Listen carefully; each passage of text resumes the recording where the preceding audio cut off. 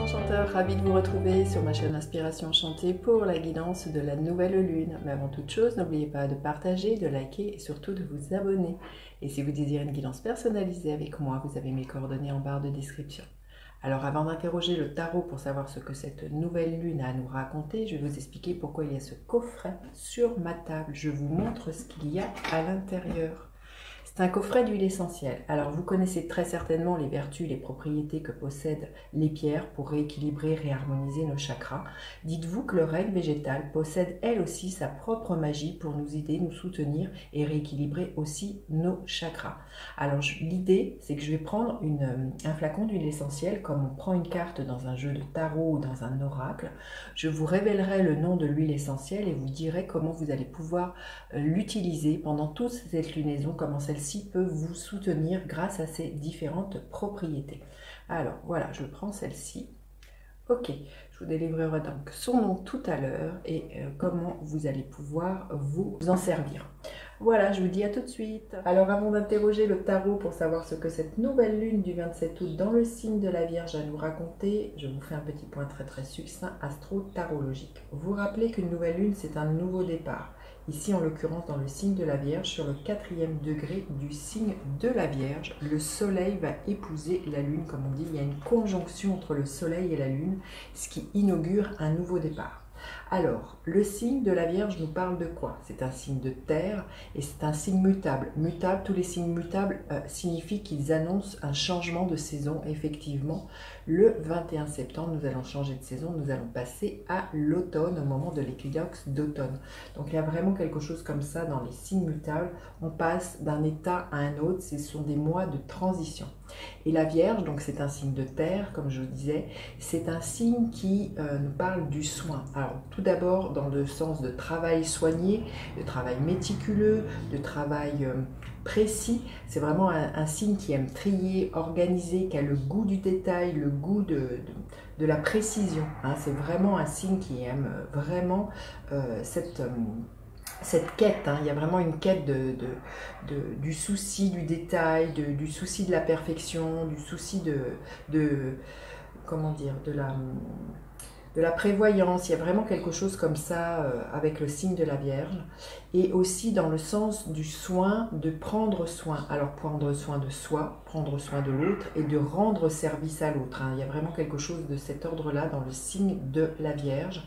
Donc c'est un mois qui va vous poser des questions de savoir trier ce que vous voulez garder, ce que vous voulez jeter et de prendre soin de votre corps, de votre hygiène de vie. Vous pourriez revoir la façon dont vous vous alimentez, peut-être avoir envie de vous remettre au sport, peut-être aussi aller faire un check-up. Vous voyez, on est en début d'année, les bonnes résolutions, se dire bon, qu'est-ce que je peux faire pour moi en ce début de rentrée. Il y a quelque chose comme ça. Donc là, c'est vraiment regardez dans votre quotidien, là, pendant toute cette lunaison, ce qui est bon à jeter, ce qui est bon à garder, et de ramener dans votre quotidien du sacré, dans chacun de vos gestes, d'aller vraiment dans le détail, dans la précision, vraiment d'être en conscience dans chacun des gestes que vous faites. Il y a vraiment quelque chose comme ça. Alors le côté un peu ombre de ce côté de tout vouloir analyser, ranger, ordonner, c'est la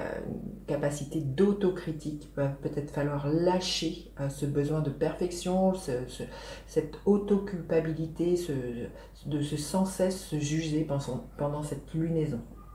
Alors, maintenant dans le tarot, la carte qui représente l'ermite, qui représente les signes de la Vierge, c'est l'ermite. Il y a vraiment dans cette carte un signe de quelque chose de l'ordre du dépouillement. Et c'est vraiment ce à quoi la Vierge aspire, à se dépouiller de ce qui ne lui convient plus dans sa quête de perfection. Hein, il y a quelque chose de cet ordre-là. Il y a pu y avoir, vous voyez, dans la carte de l'ermite, quelque chose de l'ordre de se retirer du monde.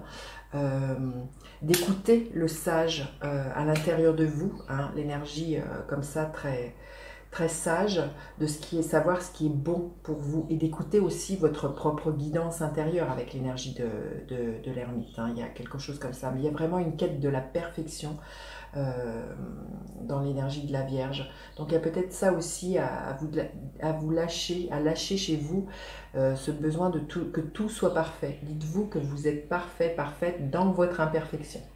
Voilà, donc maintenant on va aller voir ce que le tarot a à nous dire au niveau de cette nouvelle lune. Je vous dis à tout de suite. Alors, quel est le message, l'énergie de cette nouvelle lune du 27 août dans le signe de la Vierge? Quelle est son énergie à cette nouvelle lune? Le défi auquel elle va nous confronter, la ressource à mobiliser, et quelle est l'énergie que l'on pourrait voir se manifester en fin de lunaison. Alors, message de cette nouvelle lune magnifique, le 6 de coupe, l'idée d'équilibrer ses rapports avec les autres, mais c'est surtout d'amener de la douceur, de la bienveillance. Comme je vous disais, le signe de la Vierge invite à vraiment mettre de la présence, du sacré dans ces gestes-là. On voit un personnage offrir un bouquet de fleurs à un autre personnage. Il y a vraiment quelque chose comme ça. Vous pourriez, pendant cette lunaison, avoir envie justement d'être plus attentionné envers les autres, envers vous-même, fleurir votre maison. Il y a vraiment quelque chose dans cette carte de 6 de coupe, vraiment de beaucoup de douceur, de bienveillance, de ce que je ressens. C'est surtout un équilibre, c'est vraiment comme ça que je la ressens. Donc c'est vraiment l'énergie de cette nouvelle lune. Alors le défi de cette nouvelle lune, c'est qu'il va falloir ralentir les choses, revenir à l'essentiel pour moi. Le 8 de bâton, c'est une énergie extrêmement rapide, c'est des messages qui fusent. Donc là, pour moi, tout l'enjeu, ça va être pour moi de ralentir, de prioriser peut-être ce qui est important, hein, et de ne pas vouloir tout faire d'un seul coup. Il y a quelque chose comme ça. Vous voyez, on change de saison, on passe de l'été à quelque chose de très yang, à une énergie d'automne qui va demander à ralentir, après l'énergie de l'hiver qui va demander à s'intérioriser.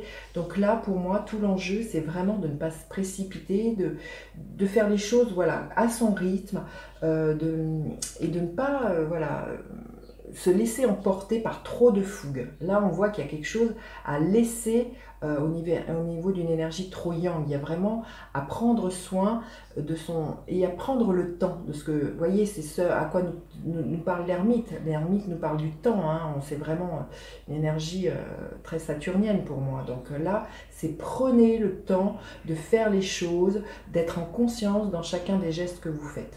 La ressource à mobiliser, l'énergie du roi d'épée. Ça va être justement de clarifier, de prendre des décisions, de vous voilà, se dire qu'est-ce qui est important pour moi, de faire des choix avec l'énergie du roi d'épée. Là, il y a à trancher pour moi. Et surtout, peut-être justement à trancher avec ce que je vous disais tout à l'heure, de ne pas alimenter votre autocritique intérieure. Il y a vraiment à faire preuve d'une maturité avec son énergie, sa communication, sa façon de penser. Il y a quelque chose comme ça avec le roi d'épée. Mais c'est surtout de prendre des décisions claires, fermes, précises. Il y a vraiment à mettre du discernement, chose que c'est très très bien faire l'énergie de la Vierge, hein. Donc là, c'est discerner, comme je vous ai dit, ce qui a de l'importance, discerner quand votre mental est trop fort et que vous vous critiquez, que vous êtes peut-être dans la culpabilité. Là, l'énergie du roi d'épée, c'est vraiment soyez mature au niveau de votre mental. Et en fin de lunaison, bah écoutez, magnifique, le 9 de coupe, il y a des rêves qui s'exaucent. Je pense qu'à partir du moment où il y a beaucoup de bienveillance, que vous faites le tri de ce qui a de l'importance pour vous, à la fin de la lunaison, il y a vraiment beaucoup au niveau émotionnel, vous êtes comblé, vous êtes plus tiraillé peut-être entre ce que votre tête pense et votre mental. Vous savez ce qui a de l'importance pour vous, ben, vous vous dépouillez de ce qui n'a plus lieu d'être dans votre vie et vous allez vers ce 9 de coupe, hein, une réalisation de vos rêves, hein, une réalisation de vos souhaits, hein. Donc il y a un délestage là que je sens qui va être là pendant cette lunaison. Alors on va aller voir un petit message supplémentaire. Quel message on a besoin d'entendre? Joyeux plaisir, le bonheur au quotidien. C'est ça que je vous disais, c'est de faire de votre vie, de chacun de vos gestes, eh bien, un petit bonheur au quotidien. C'est vraiment dans la simplicité, d'être joyeux dans chacun des plaisirs au quotidien avec cette lunaison. Et on va demander, gardien de la lumière auquel on pourrait faire appel pendant cette lunaison. Gardien de la lumière, celle-ci. Isis, manifestation de magie. Vos rêves, vos visions et vos buts deviennent réalité. Restez concentrés. Restez concentrés justement sur ce que vous voulez, sur ce qui a de l'importance pour vous. C'est ce que je vous disais, hein. Donc, et trancher à partir d'un moment, trancher, couper avec ce qui ne vous convient plus et rester vraiment voilà, dans de la douceur et de la bienveillance, c'est ce que veut nous dire le 6 de coupe. Voilà, alors maintenant je vais vous révéler le nom de l'huile essentielle qui s'est invitée, c'est l'huile essentielle de romarin. Alors c'est une huile qui aide à purifier et qui aide à éliminer la négativité, donc ça tombe extrêmement bien, j'ai envie de vous dire, puisque vraiment on est dans un mois où on va avoir envie de ranger, de classer, de trier, de prendre des bonnes décisions pour soi, des nouvelles, comment on dit, comment on appelle ça, des bonnes résolutions. Donc vraiment c'est une huile qui aide à ça, qui aide à éliminer la négativité et à purifier. C'est une huile qui aide à détoxifier, hein. On l'appelle des fois le grand déboucheur. Donc vous voyez, il y a vraiment une énergie d'élimination, de purification pendant cette lunaison. C'est une huile aussi qui aide à aiguiser sa conscience, qui aide à canaliser ses émotions, qui redonne de la force et de la clarté d'esprit. C'est vraiment la ressource que l'on peut mobiliser justement avec le roi d'épée, d'être discernant et de clarté d'esprit. Et cette huile, elle va vraiment aider en ce sens, hein, à y voir vraiment plus clair sur ce qui a de l'importance, sur quoi il faut se débarrasser, sur ce qu'il faut prioriser dans sa vie. Alors, comment on peut utiliser cette huile? Vous prenez une touche à sentir, une touche de parfumeur comme celle-ci. Vous y déposez quelques gouttes d'huile essentielle, vous la sentez et vous voyez le message qu'elle a à vous délivrer, cette huile. Vous pouvez l'utiliser lors d'une méditation ou bien vous pouvez prendre le flacon de l'huile essentielle comme on prend une pierre, en vous disant que les propriétés, les vertus de cette pierre vont agir là où vous en avez besoin. Donc vous pouvez la prendre dans la main, dans un sac à main, dans une poche de pantalon. Vous faites à votre intuition, écoutez-vous, hein, c'est ça l'énergie de l'ermite, écoutez votre propre guidance intérieure. Et voilà, cette huile va vraiment vous aider à vous soutenir pendant toute cette lunaison. Voilà ce que j'avais à vous dire. N'hésitez pas à partager, à liker, à vous abonner à ma chaîne, à faire appel à moi pour une guidance personnalisée. Je vous dis à bientôt pour d'autres guidances. Bye bye les enchanteurs.